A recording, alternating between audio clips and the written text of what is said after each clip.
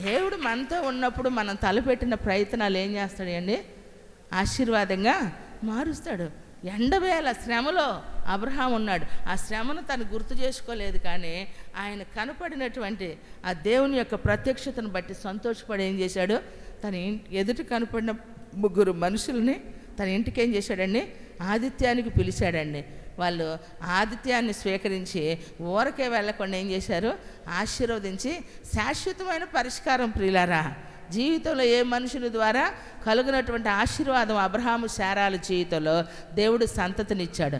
కాబట్టి మన కొరతలు తీర్చే దేవుడు, అవసరాలనే తీర్చే దేవుడు, కావలసిన వాటిని ఇచ్చే దేవుడు. కాబట్టి ఇప్పుడు మనం దేనికోసం పరుగులు తీయాలా? దేనికోసం మన పోరాటం? పాట రాసుకున్నాం, పాడుకున్నాం కదా. రాసింది ఎవరైనా కానీ అది అందరి జీవితాల్లో ఏం చేస్తుంది?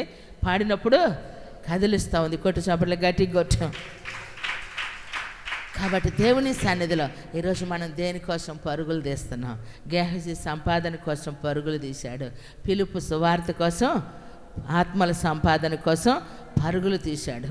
అబ్రహాము దేవుని సేవకులు తన ఇంట చేర్చుకున్నటకు పరుగులు తీశాడు, ఆతిథ్యం ఇచ్చుటకు. ఈరోజు దేవుని కొరకు మనం వేసే ప్రతి అడుగు దేవుడు ఆశీర్వదించును గాక.